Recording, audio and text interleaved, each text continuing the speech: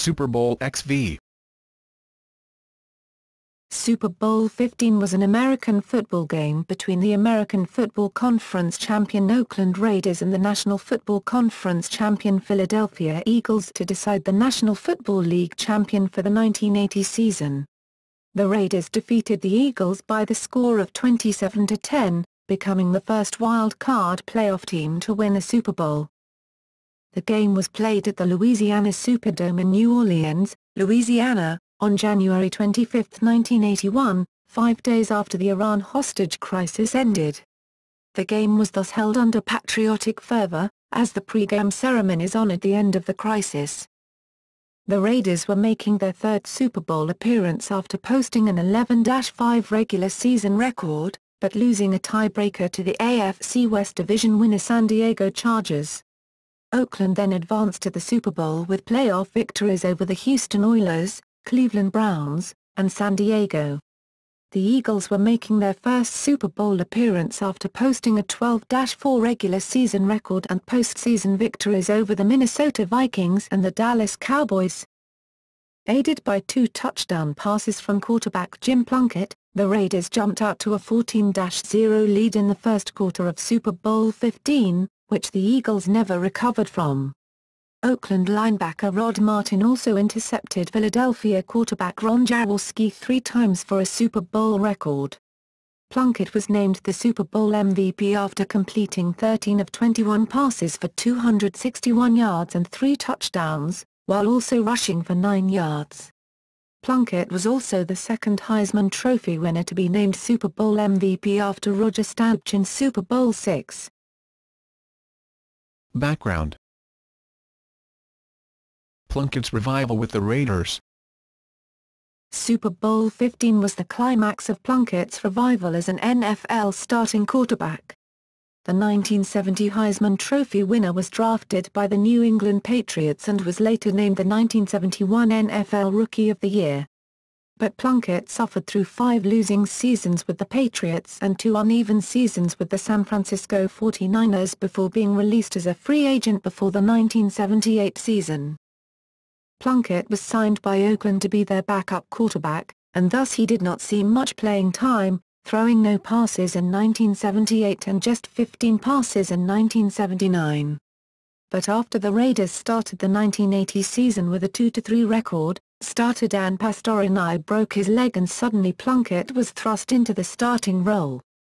The 33-year-old Plunkett got off to a bad start, throwing 5 interceptions in a 31-17 loss to the Kansas City Chiefs after relieving Pastorini.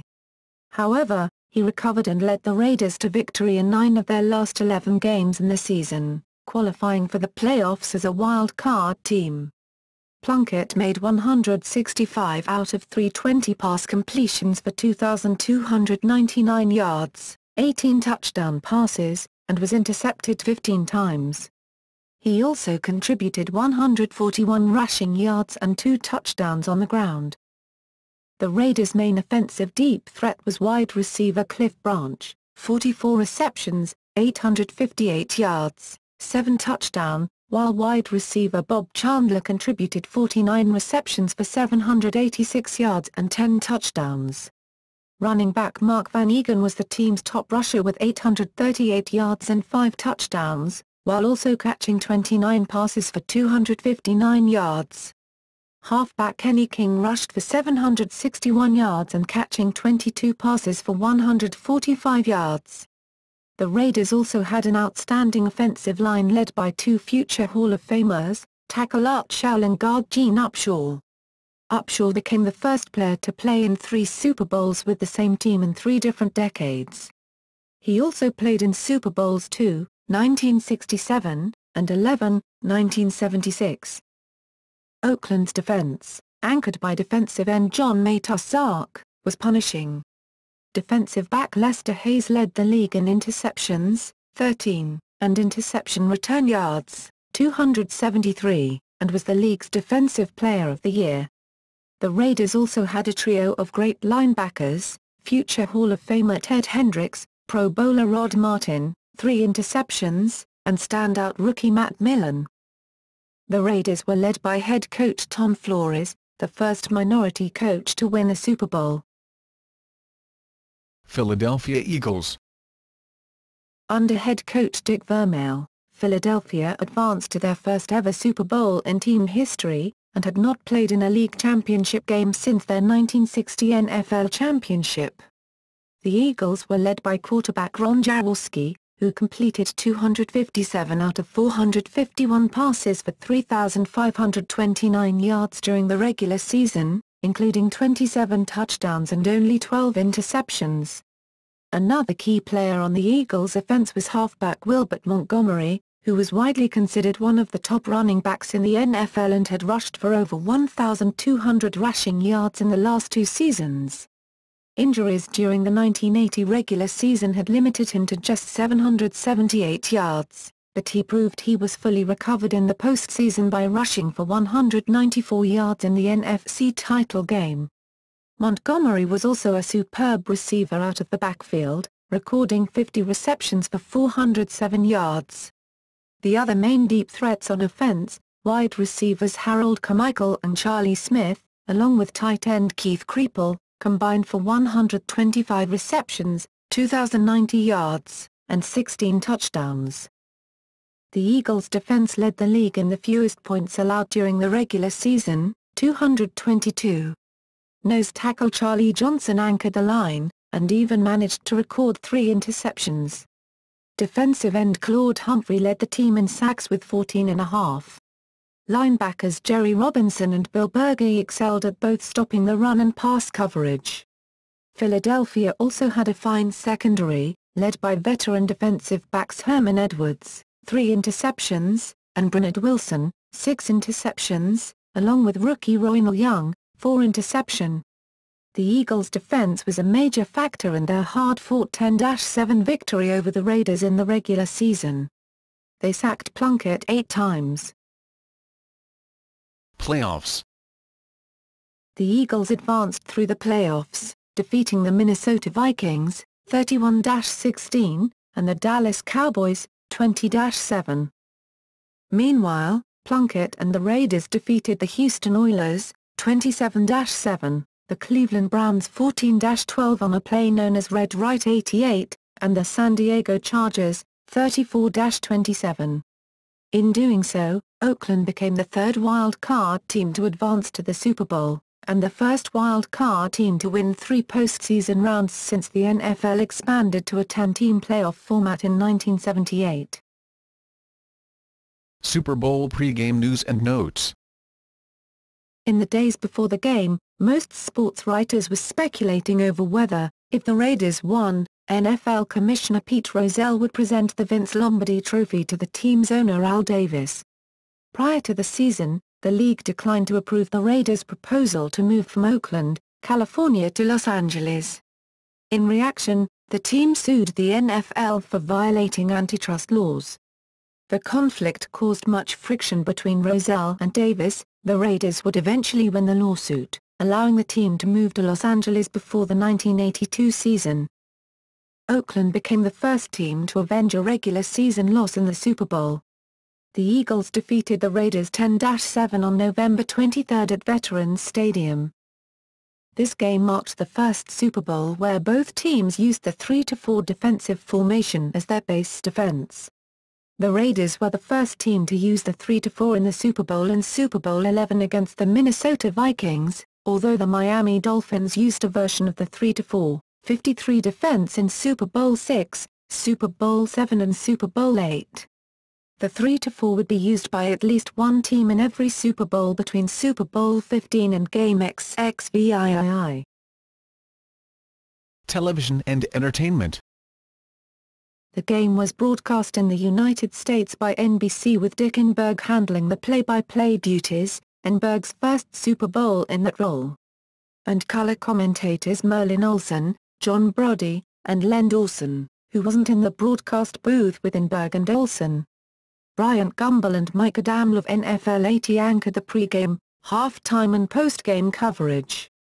Also taking part on NBC's coverage of the game is Pete Axthelm and Bob Trumpy. Like the game 2 years before, NBC used the same custom, synthesizer-heavy theme in place of their regular music.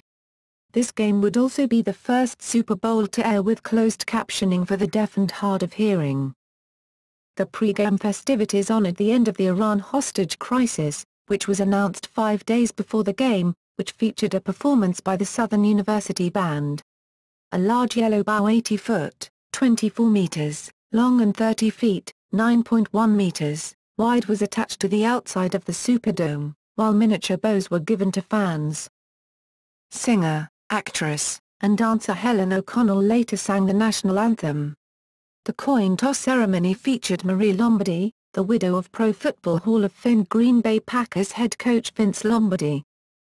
The halftime show, featuring singers and dancers, was a Mardi Gras festival, with a performance from Up With People. Chips was broadcast after the game, representing the Super Bowl lead-out program. Toward the end of NBC's coverage, a montage of the game, the arrival of the hostages following their release, and the inauguration of Ronald Reagan as the 40th President of the United States aired to the tune of Celebration by Kool and the Gang. This Super Bowl is featured on NFL's Greatest Games under the title The Cinderella Super Bowl. Game summary. Oakland linebacker Rod Martin intercepted Eagles quarterback Ron Jaworski's first pass of the game and returned it 17 yards to Philadelphia's 30-yard line, setting up Jim Plunkett's 2-yard touchdown pass to Cliff Branch 7 plays later. After each team punted once, Jaworski threw a 40-yard touchdown pass to wide receiver Rodney Parker, but the score was nullified by an illegal motion penalty on wide receiver Harold Carmichael, and the Eagles ended up being forced to punt. The Raiders later scored another touchdown with about a minute left in the quarter. On third down from the Oakland 20-yard line, Plunkett threw the ball to running back Kenny King at the 39-yard line as he was scrambling around in the backfield to avoid being sacked. King caught the pass as it carried just over the outstretched arms of defensive back Herman Edwards and took off to the end zone for a Super Bowl record 80-yard touchdown reception.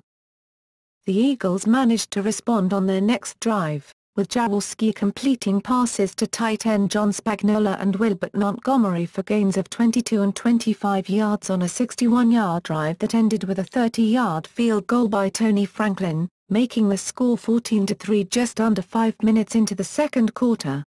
Then with less than 4 minutes left in the period, the Raiders reached the Eagles' 27-yard line, only to have kicker Chris Barr miss a 45-yard field goal. The Eagles then drove 62 yards to Oakland's 11-yard line. With just 54 seconds left in the half, Franklin attempted a 28-yard field goal, but Raiders linebacker Ted Hendricks extended his 6'7" frame at the line and blocked the kick. The Raiders then took the opening kickoff of the second half and scored quickly. Plunkett completed a 13-yard pass to King and a 32-yard completion to receiver Bob Chandler to move the ball to Philadelphia's 33-yard line.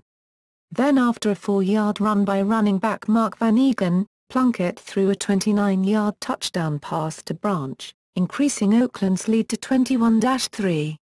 The Eagles responded by driving 56 yards to the Raiders' 34-yard line, but on third down and 3, Jaworski threw his second interception of the game to Martin. Oakland subsequently drove 40 yards and scored with Barr's 46-yard field goal, increasing their lead to 24-3. The Eagles finally managed to score a touchdown that counted early in the fourth quarter to cut their deficit to 24-10. Starting from their own 12-yard line, a 43-yard reception by receiver Charlie Smith sparked an 88-yard, 12-play drive that was capped by Jaworski's 8-yard touchdown pass to tight end Keith Creeple. But on their ensuing drive, Oakland marched from their own 11 to the Eagles' 17-yard line. Philadelphia kept the Raiders out of the end zone, but Barr kicked his second field goal, increasing Oakland's lead to 27-10.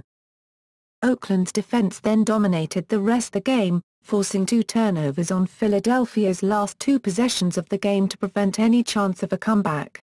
On the Eagles' next drive, Jaworski lost a fumble.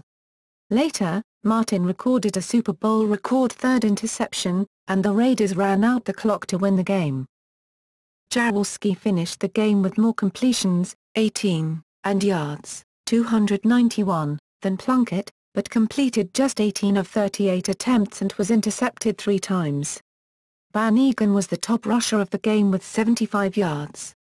King was the top receiver with 93 yards and a touchdown off of just 2 receptions. Eagles running back Wilbert Montgomery led Philadelphia in rushing and receiving with 44 rushing yards and 6 receptions for 91 yards. After the game, the expected heated confrontation between Rozelle and Davis was actually very civil.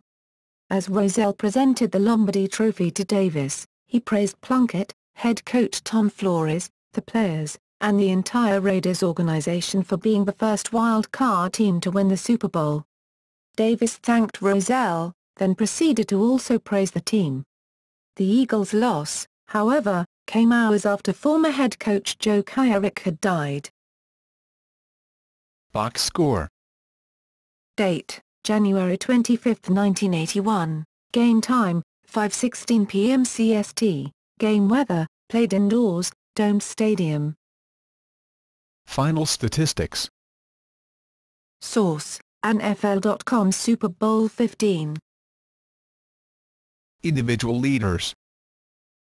1 completions attempts, 2 carries, 3 long gain, 4 receptions. Officials. Referee, Ben Drieth number 12. Umpire, Frank Sinkovitz number 20. Head linesman, Tony Viteri. Line judge, Tom Dooley number 6. Field judge, Fritz Graf. Side judge, Dean Look. Back judge, Tom Kelly number 25. Alternate referee, Dick Jorgensen number 6. Alternate umpire, John Keck number 4.